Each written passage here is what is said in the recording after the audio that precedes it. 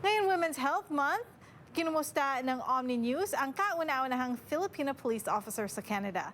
Ang kwento sa pagsulong sa representasyon sa Ottawa Police Service at ang karanasan sa propesyon matapos ang mahigit 30 taon paglilingkod. Sa report ni Paula Saraza. Matapos ang mahigit 3 dekadang serbisyo sa Ottawa Police mula sa pagpapatrol, undercover, recruiting at community policing, retirado na ang dating platoon sergeant na si Maria Keane, ang kauna-unahang Filipina police officer sa Canada. Sometimes immigrants and new Canadians have a difficult time talking or speaking to the police because they fear that the police is similar to where they came from. And I'm glad to say that anytime anybody in our Filipino community had a situation or had a question, they were very comfortable talking to me about it, which tells me that I went from, not knowing anybody in the community to now a trusted member of this community. Nagtapos sa Carleton University ng Law at Sociology at may background din sa Criminology. Taong 1992 nang pasukin ni Keane ang karera ng pagpupulis.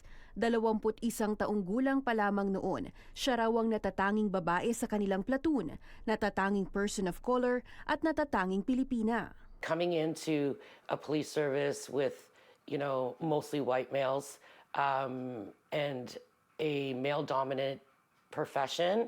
I never noticed it at first. However, there was a lot of discrimination, obviously.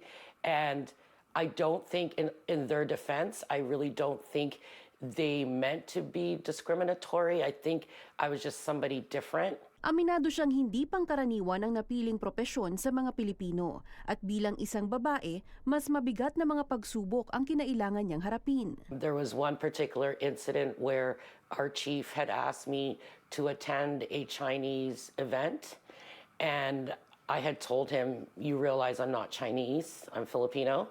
And I guess to them it didn't matter. If you're Asian, you're Asian, you're gonna go to this thing. It really showed me that I was different. How I choose to use that and how I was gonna choose to use it in my career was up to me. Sa kabila ng mga hamon, bumuhos naman ang suporta ng komunidad kay Keane. Pinoy pride daw na mayroong Pilipinang pulis na naglilingkod sa Canada. Ito raw ang isa sa mga inspirasyon niya sa patuloy na pagsulong sa representasyon ng mga Pilipino sa policing.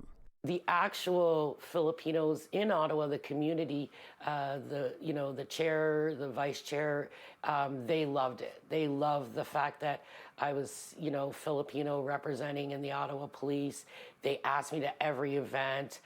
They had sent their children to talk to me to how to, apply and things like that. Nito lamang Enero nang magretiro sa propesyon si Keane at mula sa pagiging natatanging racialized at natatanging babae sa platoon noon, mahigit na raw sa 10 ang mga Pilipino sa pulisya at mas lumalawak na rin ang diversity sa police service. So we had 40% female, 60% diversity.